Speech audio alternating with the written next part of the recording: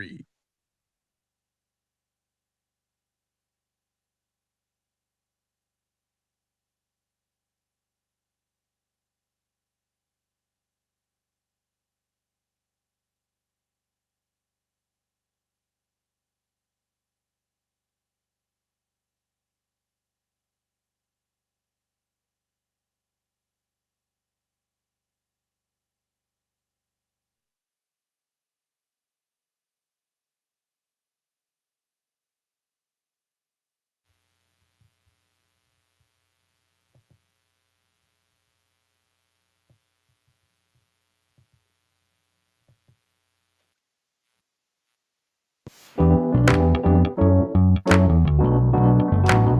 Powered by Riverside.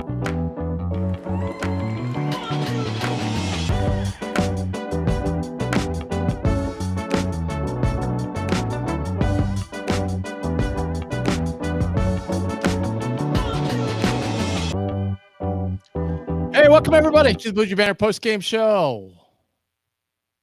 We are live on our YouTube channel. Tim Kruger, AJ Andreessen, the point guard Austin Chapman. How you doing, guys? Can't complain. How are you? I guess I'm okay because it's pretty much what I expected, you know? Yeah. I'm pretty upset, to be honest, Tim. I was hoping to come and spoil your surprise and tell the people how you were a hater. But you know, here we are. It got a little worse than what it really should have been, but great first half. Want to just talk about that. The first 20 minutes were great. Yeah, very interesting. Very interesting. Exciting basketball. A lot of good offense. Maybe could add some more defense, but we will get to all that. We got plenty of time to talk. Hey, thank everybody for joining. We really appreciate it. Hit that subscribe button if you have not already, and share this with all the Jay's friends. And so, in order, if we want participation tonight, so in order to participate, all you have to do is send an email to that right below, bluejaybanter@gmail.com. Just send an email, say, I want to be on the show. AJ will grab that. He'll send you a link, and then you will join us. You'll be in the waiting room. We'll let you in, and boom, you can go ahead with the comments. You know, be nice. Don't swear. You know, be professional. Don't get us kicked off YouTube. And then we'll pick. We're gonna pick the winner tonight of our online people that come on the show, and whoever we pick, who has the best takes, we will get you a $75 coupon to RTI Threads, so you can stock up with tons of Creighton gear to get ready for the season. And if you order it tomorrow, they'll ship it out. You might even have it by Friday. You can wear it to the game Friday. So there you go. All right. So speaking of RTI Threads, we want to thank, we'll start off with them. We want to thank our sponsor, RTI Threads. Go to rtithreads.com. They have it all. They have all licensed Creighton gear. They have Creighton team jerseys, both for men and women. They have tons of other Creighton items as well. Some great looking caps, plus other outerwear, quarter zips, fleece, sweatshirts, all kinds of gear. So check it out. That's rtithreads.com. We're so happy they're our sponsor, and we want to thank them for their support. And you're going to be seeing lots of stuff with them all year long. And then also our other sponsor is Careminders Home Health Care. I want to thank them for being a sponsor. When you're in need care for an injured or ill loved one, make sure you reach out to Careminders Home Health Care. Go to caremindersnebraska.com, and everything is there on their website. So check it all out, and then give them a call after you find out exactly what they can do for you. And I think you'll be happy with their services. So check it out, caremindersnebraska.com. That's Careminders Home Health Care. All right, Austin, you got some stuff to say. Let's go. What do you got? You know, I don't know if there's a lot to say. There's a lot we can't, but I don't know. It's just like, where do you start? Oh, really? First half was great, honestly. Got the ball well, which was nice to see. People had confidence. I don't know. We just got stagnant in the second half. Couldn't really get downhill. They were forcing us outside of the 3-point line. Kind of got a little soft on defense. You know, it's a little everything. Got 18 turnovers, which is very high, right? Yeah, there's just a lot of places that we can kind of go with it to decide where you want to start. Kareem looked good. Kareem, if you want to go there, you know, that's a great point. Kareem, finished out well. Kareem Konan. It's Kareem. Kareem Konan. Kareem. All right. Kareem Konan. Yeah. Yeah. Well, now, you know, you always got to take a grain of salt because Iki wasn't in there. But yeah, true. Yeah, I mean, I thought he was aggressive and, you know, act like he wanted to be out there. Yeah, I think you touched on something there, Austin. We had 8 assists tonight. 8 assists, 18 baskets. We had, and not to, you know, we're not trying to pick on anybody, we're just pointing stuff out. Graves and Dix, our 2 primary ball handlers, had 3 assists. Yeah. In the start there, I won't put a lot there on Dix because he had to kind of be aggressive, right? And he was kind of trying to make some things happen, just balls weren't falling. But Graves just kind of seemed to just be a little sped up, right? Like it's a different environment. Yeah. Smaller crowd. They're kind of right on top of you. Just kind of showed, right? Like it's still early. He's trying to catch a rhythm. Probably doesn't have the best synergy with the guys yet. It's just going to be a different level of play, right? Coming from the conference he came. Yeah. Gonzaga is still kind of being in WCC, whatever that is. Yeah, I think they got Big 12 so it's you know, but you know, one of the elites. That he just looked a little sped up, right? And he wasn't truly in that same rhythm that we saw last game. Being able to kind of get to his place on the court, just kind of getting to the bottom of that box, either side, you know, in the paint. They were kind of keeping them outside the free throw line, forcing them to play, you know, more east and west rather than north and south. And it made it tough, right? Like Jackson's 2 3 threes, whatever it was the first half, weren't anything that were right up on the 3-point line. You know, they were pretty far out. They're extended NBA range type thing. So I just think too, we just shot it at a very high level to start the game. And, you know, I think they came out a little complacent in the second half, honestly. Yeah, I mean, to follow that up on the assists, like they had 3 assists combined, they had 4 turnovers combined. So that's not a very good ratio, right? And and like you said, Graves was way out of the element. I thought he kind of settled in there toward the end of the first half a little bit. Right. But then the second half, it just, it got to be too much. Everybody, once we got down by double digits, it just seemed like everybody was trying to do it all themselves. Just pressing. Got away from our game.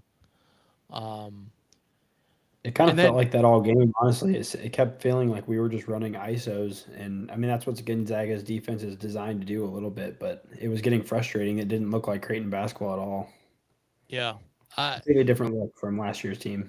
And then you combine that with Owen Freeman tonight. Mm-hmm. Now, I get he's come back from injury. But, man, he was a non-factor tonight. Well, to that point, too, I think that was, you know, what Graham Ike or whatever, you know, he had a hot start, and now hats off to him, honestly. 1,000 points and to start it off like that was high level, honestly. But I think it's big man in the country. I mean, I mean, he showed it. But yeah, I was impressed. But if it just feels like Freeman might be on a minute restriction type of thing too, as well, right? It's still early. Like you said, he's coming back from an injury, and his presence just wasn't felt. To your point, Tim, like he wasn't the man in the ball. And there was times where Dix was actually looking for him, and he wasn't even sealing his man. You know, so I don't know. I don't know if the legs just aren't there. He's starting to get, you know, back in the rhythm. He's just out of it. Like once I don't know if he got rattled or whatever with what was going on, but I know he looked to the bench on that second or third 3 to Mac going, what do you want me to do? Because I think their plan was to lay off him. Right. Which Ike's a 40. He shot 40% from 3 last year. So yeah, but he started out 0 for on the season, and it's not like something you want to be like started out. Close out. Trout's a good 3-point shooter, and he started out. Yeah, but that's what he does. That's it. That's his role. Like, you know, come on, Tim. Come on, Austin. That's his role. People were still closing out the Mason Miller last year, Tim. He shot 40% last year, so he's a capable 3-point shooter. That's That all I'm doesn't mean saying. you close out to him like Kyle Korver. You let him hit 3 like he did. Like I was still fine with letting him shoot it. That's not somebody you're just gonna be like, oh yeah, well. I think I'm No, right. I'm not. guy. You're totally misunderstanding what I'm trying to say. I'm saying he's a capable 3-point shooter. I saw on social media, fans were like, "Oh my God, how can that big guy?" Like, he's a capable of over a whole season of high level basketball. He shot 40%, so he can hit the 3. I'm not going to criticize Mac's like plan to kind of ease off and let it shoot that, because he has been over 4 this year. But that's a pretty small sample size. They played 2 teams. Oklahoma was good, but the first game. But also, I'm wondering what attempts did he have out of that 40% last year? It was. Doubt it was over. Yeah, it was like 35, 40, something like that. Right. So I mean, I will live with the percentage at the end of the day. He just showed us something, Tim. He showed us something. So give credit to him. We'll go watch his next game. He'll probably go. I mean, I'm just saying he hit 3. That's just how it happens when people play the Blue Jays generally. See, No, I'm just it does though. It does. No, you're totally misunderstanding what. No, I hear what you're saying. He's a capable shooter. You're saying he's a capable shooter. My point is, at that point, after he made 3, Owen didn't know. He looked at the bench like, "What do you want me to do?" And then Mac pulled him out, and Mac told him something about, you need to get out further, or maybe he was. I think he was more upset on offense than he was on defense, because that was a scouting report, and like, to my point, there was times people looked at him and he was just slap dicking around, and like not trying to seal his man when he got paid a lot of money to do that. So my eyes, I was more upset. He was open. It wasn't even looking. I think you and I are on the same page. We're just going in different directions. So. Fair. Yeah. I don't think it was defensively. I think it was, he just didn't show up, right? Like, well, he didn't rebound either. I mean, he didn't really rebound tonight either. No, he only got 3 rebounds. I mean, I'm sorry, he's got to have more than 3 rebounds. Yeah, in he's a game trying to like get his legs. When rebounding was the key thing in the game going into this game. Fair. Jackson rebounded good. He did. Crashed hard. Yeah. Did. That was good to see. Josh Dix, 5 defensive boards. Yeah. He was that guy, I think, AJ, you and I talked about, the guy that's got to come in, a guard that's got to come in and get some rebounds, and he did that. Yeah. He looked like he was forcing a little bit at time. I mean, everybody was forcing. Everybody was sped up. Everybody was forcing it. Ty Davis, he didn't have a good game. No, I think their pressure just got to us all around, though. The second half, we were playing offense way further out. Like I said, I think we got complacent. They were at home. They were probably a little nervous, anxious, whatever you call it. And they settled in. We didn't really. Long story short, it showed. Lost by 30. So we got back to the drawing board. Really, I'm just thinking, like going forward, like Fedor gave us nothing tonight. I think that was a bad sub, to be honest. And I think Mac's gonna look back and say he probably should have kept him in. He just got hurt. I think he got 1 for 2 at the free throw line. Then he took him out, and I think he won. If you got hurt, you probably want to keep it moving. But also, it was just hard to get a rhythm, right? And I think he would play well with Dix one, and like they said, I think he's honestly gonna be a ball handler. So he only played 6 minutes. We need a ball handler, play make. We need somebody to play make. Honestly, like make plays for other, rather than trying to play 1-on-1 ISO hero ball, right? Yeah. Hey, everybody. Thanks for joining us. Appreciate it. There is the email, bluejaybanter@gmail.com. Send us an email. AJ will get it. He'll put you on. Want to hear your thoughts. What did you think of, just overall, like, who were you pleased with tonight? Like, who was the guy that you said, wow, that guy played pretty good? I personally know the guy, Jason Green. I thought, he's kind of been a little bit under the weather. He had a concussion not too long ago, a little under the weather. I thought he came in and gave us some good minutes. Frankly, I thought that's got to be a candidate for worst call of the night. Was that block? That was clean, man. At the end of the game there, he stuffed that guy. Either that or the flagrant. Yeah, that was bad too. That was bad too. Because then I almost thought they could have called the same thing on Graves when he kind of, he undercut the guy. It was almost even worse than Dix. Whatever, I mean, it did make a difference, but yeah, Right at that yeah, point, it seemed to no. me that Josh was boxing out. The guy went up. The other And he guy just came kind of like around, bent over, like he wasn't trying to undercut him. but he still was boxing his guy out. Yeah, You Josh know, was- it was. Yeah, I don't even think that guy could have made that call from that angle anyway. But That was weird. you know, They turned it over in that next possession anyway, so it didn't really matter. But how about the back-to-back shot clock violation? I don't think I've ever seen that. yeah, I haven't. well, okay, so I'm glad you brought that up because that's something they were really working on yesterday was trapping. You know, kind of the Iowa State baseline trap.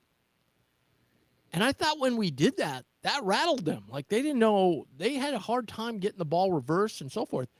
We just didn't do it very often.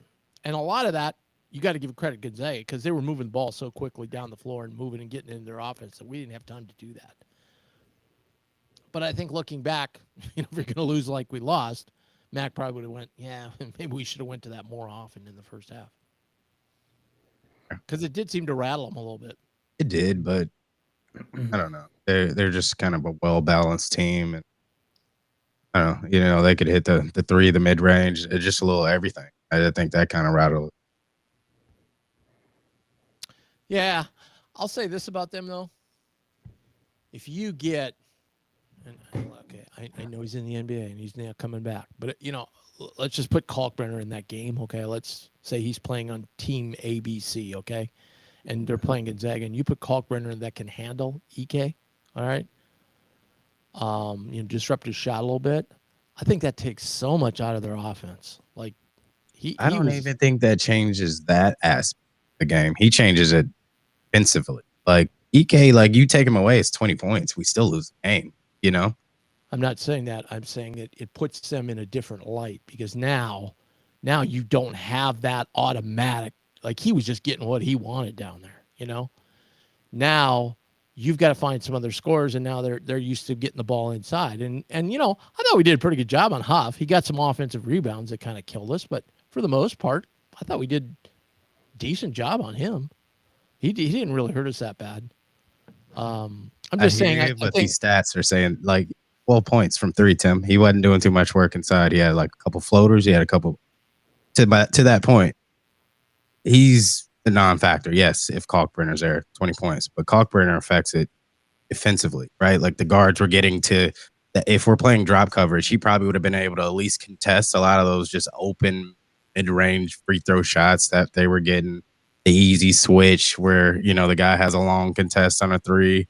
Hawk's size is just a little different. Like it looks different. No, you know what I mean? I agree with your point. You know, EK was great, but I'm just saying. I What just don't think I'm saying is not. I'm not much. talking about tonight's game. I'm talking long term for Gonzaga. That's what I'm talking. Big picture. Fair. When they play somebody, you know, I don't know who the hell Purdue's got. It's a big guy, but I'm sure they got somebody. They always do. But you know what I mean? Like if they play, we didn't have much of an inside presence. Our best inside presence tonight was Conan late in the game, and then periods Jason Green. Yeah. You know, and he's 6'8", so he's a little bit, right. you know, and he's not a true center per se. So. I honestly think Blake played decent. You know, he was a little sped up at times. Yeah, he had 3 turnovers, but yeah, he's got talent. You know, I think it's going to take a few more games to kind of just figure out Mac's system, but I think he's going to be a great piece. Yeah, we got to figure out a way, rather than him one-on-one. We got to figure out some plays and stuff to get him the ball in that 5 to 8 foot range on the entry pass. I don't think he's as effective then, because then he's going to try to take too many dribbles in a limited amount of space, and that's probably when more turnovers are going to happen. He's good in open space, right? Because then he moves you, and then he changes pace, and then he's putting you on his back. 6'7", 6'7". I've seen you know, him practice a lot, get the ball down low, and score pretty easily in that circle. Like Gordy said, you get him outside the charge circle, then that's when there's problems. But if he can get the ball somewhere in there, well, how he gets it guard. in, that's what I mean. You're trying to put him on the block like JC. No. I'm not. That's I'm what not Altman did to Justin Carter. I'm running plays. No, I got you. Get him the ball on the move. Yeah, I got you. But again, if we're not going to get assists, it doesn't really matter. You know what I mean? Like We got it. We're just totally out of sync. And that's why Mac, when he at practice yesterday, I mean, you could just tell he was just like, yeah, it's going to probably be a learning experience. I mean, he already knew. I mean, he just knew. You just saw the first game. I mean, our offense was not. We were out of sync a lot of the time. We looked a lot like we did in the second half. Problem was Gonzaga was an elite defensive team. They really played really good defense. Hey, we'd like to hear from people. BluejayBanter@gmail.com. Send an email. We'll send you back a link, and you can jump on with us. We're also waiting on assistant coach Derek Kellogg will join us. Hopefully, I haven't seen a text from him. So, coach has got the app. He's by the way, if you're going to use your phone, you need the app. So just go to App Store, put in riverside.fm. I did it today, and if I can do it, it takes 30 seconds. Once you get that app on the homepage, we'll say, "Do you have the link?" Boom. And you can get right in.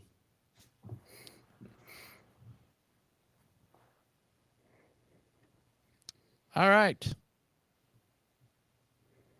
Where do we improve from here? Where do we improve from here, Tim? Where do we improve from here? Like, your thoughts. What do you think? Like, what's your takeaway of like what practice like the rest of the week? To gear up for Friday, because that's more of us playing against ourselves in a way, right? Hey, self-improvement. So speaking of Friday, hats off to Maryland Eastern Shore. They were getting doors blown off, down by 30, and they made it respectable. They only lost by 19 against Nebraska tonight, so they came back a little bit. We just don't have any rhythm on offense like we did in the first half. Now I'd have to watch. But I think that's because we were hitting shots, though. Like it's different when you're not making shots. Like it looks like you don't have any offense, but we were still getting some of the same shots. We just weren't knocking them down. Like we still kind of had guys coming off pin downs, ball. Like the guys were moving. The ball more or less was kind of just sticking, and we weren't hitting shots. I mean, the ball wasn't moving in the second half, Austin. Maybe I was watching a different game, but the ball was just standing. And because at first we weren't making shots, because then it was like, let's try to get to the rack, and then they were still getting good shots playing 1-on-1. That it might be another game. It might happen Friday. They play 1-on-1 and they make 50% of those shots tonight. They literally had 5 points for how long? Yeah, we had more turnovers than points, I think, with like 8 we're minutes 21-0 run. It was bad. The second half offense, there was no rhythm. Yeah, I agree with Tim there. That's got to get fixed. I think it all comes down. We just got rattled during that run, big time. I mean, then everybody tried to go 1-on-1, and yeah. It's all going to come down to the 5 spot to me. I mean, we're used to getting such high efficiency from that 5 spot. And today, we had, Owen had 2 points and got kind of rocked on defense. Like, we got to get that solid 5 down. I don't know who it is yet, but that's got to get figured out soon. I mean, Owen's got to start. I mean, I get that he's coming back. But, man, when he was out there tonight, like Austin was saying, on the offensive end, he didn't know what was going on half the time. I mean, I thought Karam should have demand the ball earlier on. I was waiting for him to come in. Yeah, I was kind of surprised. I guess Mac, Austin can speak to this. Mac is all about trust. He probably didn't trust Karam and the kennel, But also Owen only played 15 minutes. So I think at that point, Green was back too. And to our point, Green, he was playing some 5, because I think that's when we were trying to figure out what do we do if this guy's going to be shooting this 3. So I think that's kind of why he, but I don't know. But yeah, it's more Freeman more than anything. And I hate to say it, but just needs a lot more production, getting paid the amount of money that we paid him. So pretty simple. And you're right to your point. It's about making shots. Like Jackson, he made them in the first half. The second half, I thought he had a couple quick triggers. We didn't get into the offense, and he jacked a couple up. It's great if they go, right? And I'm not going to discourage him from shooting because he's a really good shooter. But, And I think to your point, Tim, sets at that, and generally that's what Mac would do it. Like to start the second half, first, 5 possessions are just straight sets. And I think since we played so well, it was just kind of, oh, let's let the ball flow and see what happens. And guys just started getting straight to, all right, let's play hero ball and see if we can get this victory on the road. Yeah. That put us in a deep hole. Yeah. Yeah, we did just really quick. We did get a question into the chat. Okay.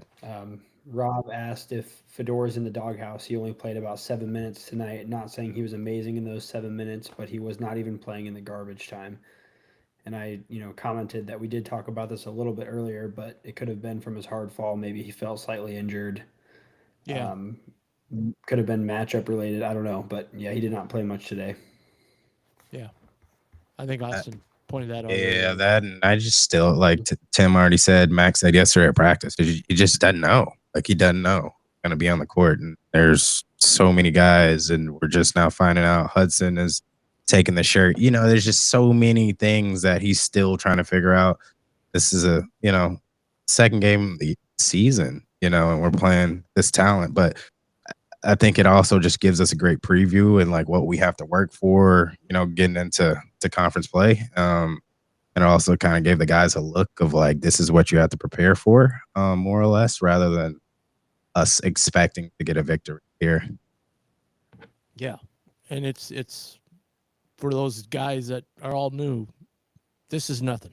You're going to go into places like UConn. You're going to, Right.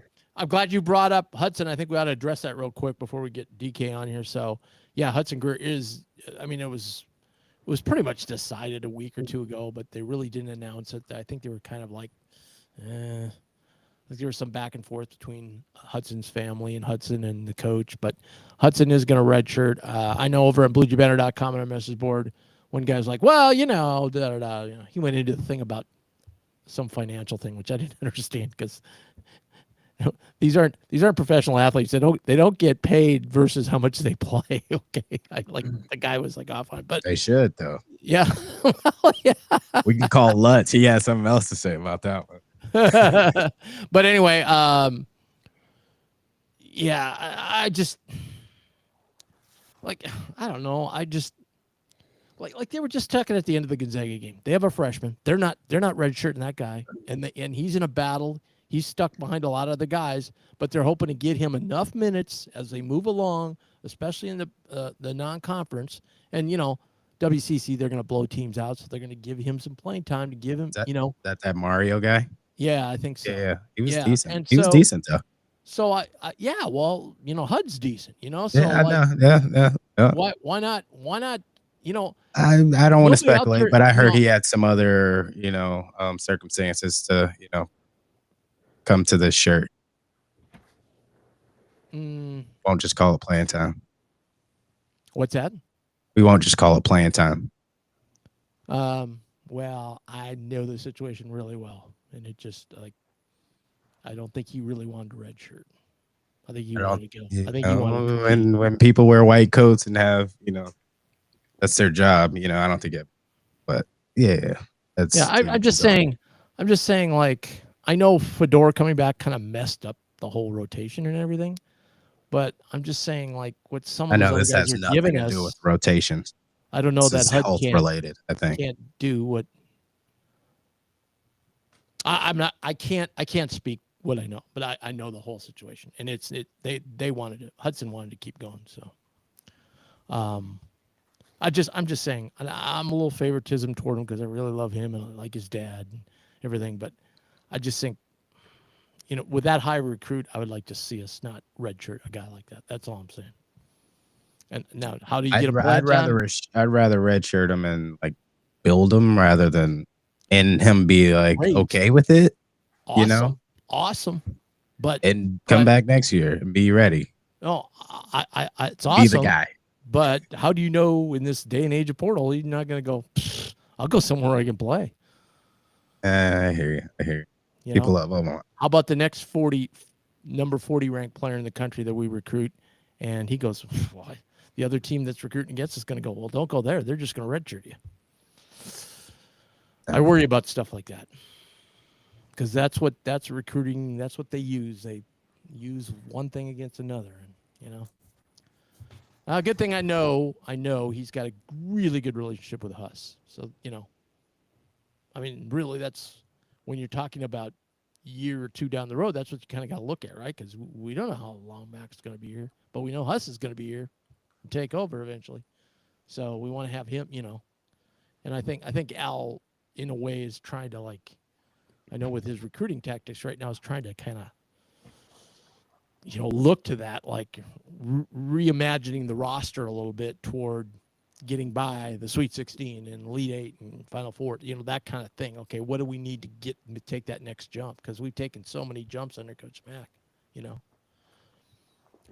Yeah, so you can reach us, hit the bluejaybanter@gmail.com, send us an email, and we'll get you on.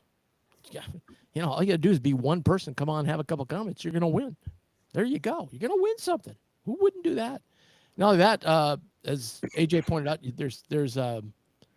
there's information on the chat. So, okay. All right. I think we may have to have a training session with the coaches. How to struggle. Get on. Well, while you're figuring that out, I was going to talk about free throws too. There you go. We missed 11 free throws, 20 for 31, 64% today. Yeah. And I know we lost by almost 30, so it's not like but we were down 6 at half, and we were 10 for 15 from the free throw line at half. If we're down 1 instead of 6, that could change a lot of things with momentum and how we come into the second half. I don't know. I thought that was pretty alarming. Well, I'll say this. In Mac's theory, make more than the other team shoots. We accomplished that tonight. Way to go. We got that done. I'm trying to look for positives here. We did get another question. How concerned should we be about Dix? I was actually going to bring this up too. He wasn't amazing in preseason or the South Dakota game. He looks off. Rooting for him, but he does not look good as of right now. He's trying to find rhythm, man. It's clear he's not in rhythm. I'm not too worried. Not worried at all, to be honest. I mean, he's a career 41% three-point shooter. I think it'll come. He's not taking good ones, to be honest. Like, he hadn't really got the greatest ones, and like the ones he's taken, he's kind of having to he has to get them up because he hadn't shot. I think is some of that. So, I just don't think he's found his rhythm yet. Right. And I don't think he thinks he's like the guy. There's there's just new players, and it was like Ashworth. It took him a year to get comfortable to be able to start shooting the way he was and just how free he was in the offense. Granted, Josh doesn't have that, that luxury, but it has happened. Hopefully, as soon as we can, but hopefully this is kind of just something to wake everybody up, I think. Yeah. Right? Like, would hope. Hope so. Yeah, I mean, he went 1 for 9 from the floor tonight, 1 for 4 from 3. Right. And he hadn't been, like to that comment, he hadn't been super impressive. Honestly, he's just kind of been out there in a way, trying to fill his way through the offense, I think. But, it's too early to really kind of be making these grand assumptions. Well, and I think fans and everybody, us guys included, got to remember, when we're going down through the schedule, wins and losses. Pretty much everybody had this as an L, so hey, it only counts as one loss. We knew this game was coming early in the year, probably before we'd have our roster really figured out and the rotations figured out and everything else. And so, hey, it's just one loss. And boy, they got a lot of film to go over now. There's nothing better than get some stuff on film and what teams are going to do to us. Am I right, Austin? Oh yeah. Jason Green finally got first game of film, but yeah, a lot of film. Like, I'm sure they'll be on the defensive end of the court with the orange guy in there. Yeah. Again, we're making shots, so there wasn't as many rebounds. But I thought on the defensive end, we did a good job of rebounding there in the first half. And then it seemed like at times too, and I guess this is natural when you're, on a bad run but you can't let it happen.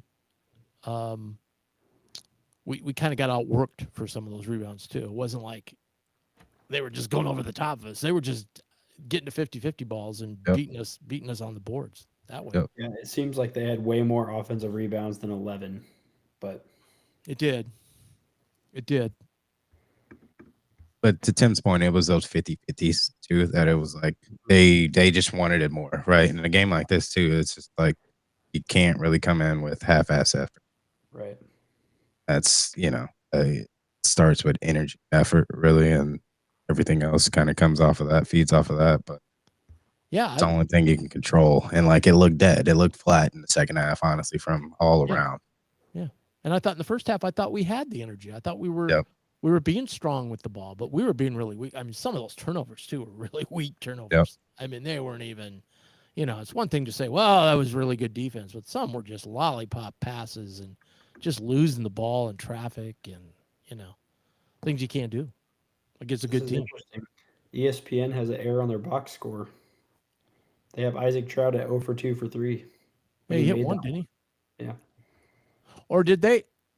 What did they have for field goals for him? 0 for 2 on field goals, 0 for 2 0 on points. Okay. I wasn't sure if they switched that. No, he was way behind the line. I kind of checked out at that point. Yeah. I wasn't sure if they switched the score on that one or what, but so I just want to thank our sponsors here once again. Care Minders Home Health Care. If you're in need of care for your injured, ill, or senior loved one, make sure you go to Care Minders Home Health Care. They've got everything you need. Go to caremindersnebraska.com. And we are about set to bring in assistant head coach Derek Kellogg. Hey, there he is. Hey, what's up, Tim? How are you? Sorry it took so long. I had some technical difficulties here. We had a lot to talk about, Coach, so we're fine. All right. I hear you. Thoughts on the game, man? Well, obviously, I thought the first half was a tad bit better than the second half, as we all could see. I just feel like their age and physicality around the rim kind of took advantage of us at a few different junctures. I don't think we finished plays in the first and second parts of that half there. And then offensively, they pushed us off some spots. So obviously a lot to work on. Probably a good learning curve this early in the season to show that there's definitely some stuff we need to get better at. And a lot of it comes down to physicality, some toughness, and just making plays on both ends of the floor.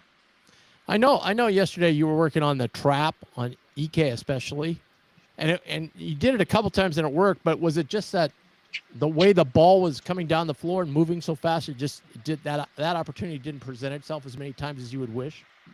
No, I thought that was one of the things we actually did a pretty good job executing was, trapping him from the low side, getting the ball out of his hands some. I didn't really anticipate, and I don't think we anticipated Huff would be able to score on the block, and we didn't really have that game plan set for him.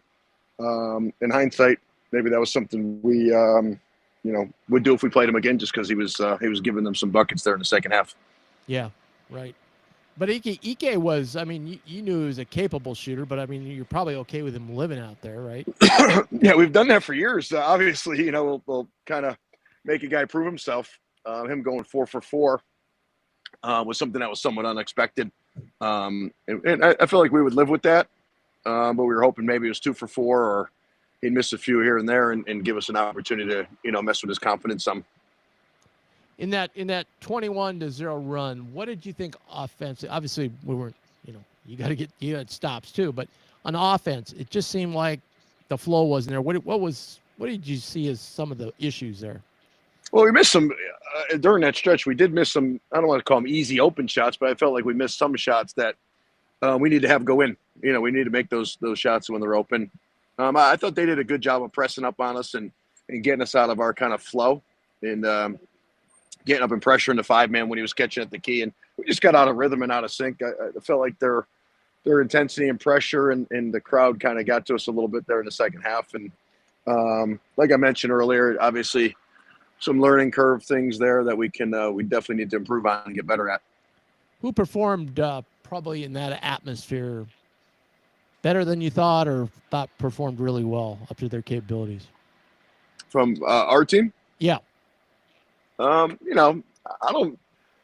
not sure if I feel like anybody totally played great. I thought Blake had some different good spots there. I thought Karam came in at the end and did some other stuff, but as a group in a whole, I felt like we probably didn't play up to our capabilities and kind of let their pressure and physicality take us out of our offense there. Guys, you got some questions? Absolutely. What's going on, Coach? How are you? How you doing? I'm doing okay. How you doing? Yeah, I can't complain. Understanding Owen's kind of trying to get his legs back and get his rhythm. What's your thoughts on just Owen and just how you guys are looking for him to improve over the year? Well, obviously we need that position to be well and play well for us to do well. So, we're trying to get him back in shape. I think he's giving pretty good effort, but it's not all there for him yet. And he's working hard, and it's one of those things where he's not going to get in shape and probably get to where we need him if he doesn't play and get some minutes. So, kind of a tough second game coming off injury to go against those big guys. Right. But listen, those early tests are kind of tests, and I wouldn't give us a great night, obviously, but I think, like I mentioned, we learned some stuff where we got to get better and tougher and more physical around the rim, but not only on the defensive end of the floor. I thought our physicality on offense is something we need to work on also and get the spots and share the basketball. And, just don't get out of rhythm when the things gets a little physical or tougher. Yeah. Well, Friday night, taking on Maryland Eastern Shore. They played Nebraska tonight. They lost by – they were down to the 30s at one point, but they cut it back to 19 at the end. Kind of going to be a game I'm sure we're just going to kind of work on ourselves here the next couple of days, right? Yeah, they're a scrappy team. I mean, I know those guys and have seen them. They play some different lineups, so that could be interesting and tough for us. But, I mean, honestly, really Creighton and us getting to where we want to get to is really about us and kind of getting our stuff – rotations squared away, making sure we know what we're doing on both ends of the floor and, just limiting the mistakes. Coach mentioned, if we tell you something on Tuesday and we don't want to have to come back and tell it to you again on Thursday and Friday and again on Tuesday the next week. So I think that's something where our concentration and our guys have to, kind of just lock in and mentally. It's a physical game, and then we play such a mental game also that it's something where mentally we need to be locked in and ready to go. How tough is that, like when you're bringing in kids from all different programs that had probably different philosophies and so forth, for them to get that down? Yeah, we haven't really had to deal with that much, obviously, with some of the guys that have been here over time for years on end. But, everybody's kind of doing it nationally, and it's one of those things where, you have to do your best to get it to where it needs to be, and then hopefully the Creighton culture, it's something that those guys can pick on them and continue to build on. One thing over the next, before you go to Vegas, if you could only pick one, what's the biggest improvement you'd want to see in this team? Probably the rebounding and physicality when the ball goes to the backboard. I think if we can rectify that that'll help our transition offense. I think that'll take away second shots, which hurt us tonight. So if we can something we've worked on and we've kind of known that, we need to improve on the that part of the floor and part of the game. So we're gonna definitely take some time here and get our guys a little more physical when that ball goes to the backboard. You guys come back tonight? Actually, we're staying over. We're flying back tomorrow. All right. So the 4 a.m. arrival is probably let the guys get some rest with a game on Friday and kind of make sure that they get some rest tonight. We'll watch the video. Look at this game. You guys are getting soft over there. Nah. You're getting soft over there. We would have been on a flight and in the gym in the morning. Yeah, no, I got you. I guess all former players think that they were tough when they played, and everybody's soft nowadays. So I know how that goes. I will bring Austin to practice on Thursday, and he could tell Mac right to his face that. And I hear you. We used to tell Coach Calipari that all the time. He got soft over the years, and after we played for him, and and then the next group of guys said that you've gotten soft, and it goes down the line. All right, Coach, we'll let you go. Thanks I for joining appreciate us. you guys having me on. Yeah, no Thanks for problem. being the guinea pig with this. Now you've got to teach all the other coaches how to do it.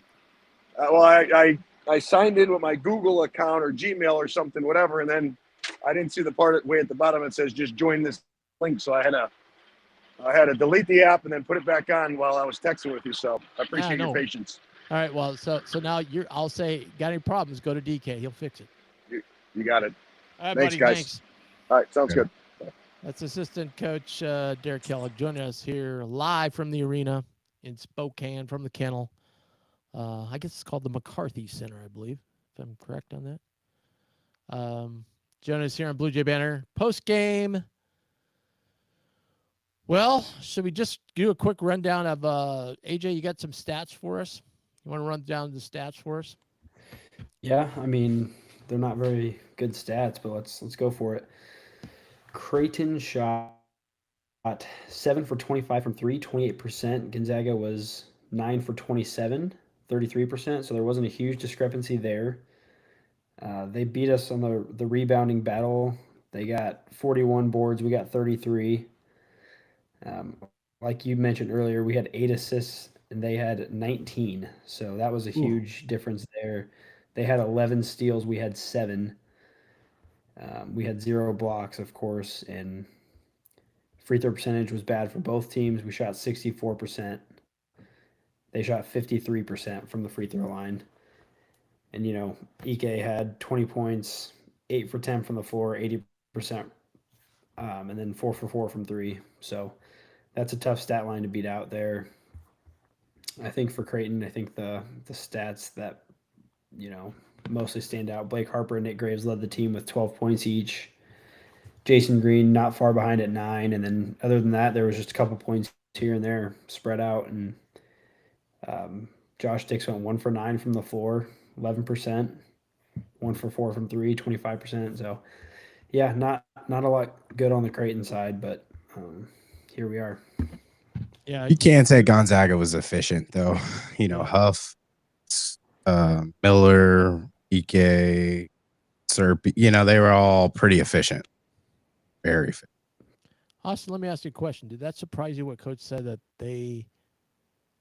that Huff, they were surprised that Huff got what he got, or however Coach worded it? You know what he said? What basically was, we could have had a better game plan for stopping him. They didn't think he was going to be able to get. Yeah, I think they might have probably didn't have him too highly on the scouting report, probably, and just more or less kind of gave him. There were some shots that were probably a little easier than probably they should have been, at times. But yeah, that's just part of scouting reports. You got to pick your poison. Yeah, I was kind of surprised he said that though, because when nationally, if you pick up a publication and read about Gonzaga, they talk about Ike and Huff. That's the first 2 people they talk about. And if you watch Huff, he gets a lot of that stuff in the 5, 6, 8 foot range. He gets a lot of offensive rebounds that way, which I don't think he got that many against us tonight, scoring wise. But I'm just kind of surprised he said that. Maybe they thought Jackson could handle him better. Maybe probably that, and just yeah. I mean, he just played a little bit better than probably we were expecting. Yeah, honestly, he's a little more experienced than Jackson, of course. Yeah. I'm sure we were kind of a little more worried about these guards. I think I heard he's 250. A big dude. I don't know what Jackson is, but he ain't 250. Oklahoma game? What's that? Did you watch the Gonzaga Oklahoma game? I did not. They had a very, very similar game against them where they did not shoot that well from the floor. They're around 50% both games. They won the rebounding battle, and their defensive pressure was just incredible. I just think that's going to be their new identity this year, which is really interesting given Gonzaga's identity the last couple of years has been offensive focused. But, man, that defense looked tough today. I did see that they only had 5 assists against Oklahoma. Oklahoma only had 5 assists against them. So we're talking about the lack of assists. But, that's 13 assists. They give it up 13 assists in 2 games. That's to power conference schools. That's to only shoot 50%. But like that's what they've been missing though, Tim. So hats off to the guys over there, because they might have one finally. They might have figured it out. They look good. Yeah. Because generally they get to the tournament, then they generally get beat up because they've been playing who they've been playing, and they go play a Florida or Duke or North Carolina, and then it's just physicality is unmatched, and now they're kind of trying to be the aggressor, it seems. Yeah, and they can, in that conference, they can just outscore people a lot of times. Right. Right. I also heard the average age of their team is like 22. I thought that was crazy. We can't speak too much about that over our past tenure here. Like, we can't say too much about any of that. Well, they got one dude who's in his 8th year. So that kind of skews it up right there. Yeah. Right? He's what? That'd be 26, 25, whatever he is. Yeah. I'm speaking that to their credit. I mean, the whole point of college now is to get old and stay old, right? That's how you, with all these transfers and everything, it's gonna matter a lot. And they're old and they have experience. Yeah. And I in our preview this morning, I told Mike, I said that in Innocenti, I said, yeah, he's kind of an X factor. He had one big three, but I mean, he was pretty quiet, but still he's another piece, another long piece. They got a lot of long guys this year, more than maybe they've had in a while, some really long wings. Grant Foster, he didn't have much of an outside shot, but he's somebody that can wreak havoc, slashing. He only had 5 points. He was 1 of 7 from the field. Yeah, 1 of 6 from 3. Yeah, he's kind of an odd shot. I was like, oof, that was ugly. I have the replay of the game right now, right in the midst of this 21-0 run. It's really a thing of beauty here going on. Don't do it to yourself, Tim. Oh, I like watching any sport, like not baseball, but football and basketball. My team. I like watching the game again because then you're like, oh, I want to watch for this right here because I'm watching the game, not seeing. I got to see what's going wrong, right? But as I'm watching this, as Coach DK said, we did have some looks in the second half. We just missed them.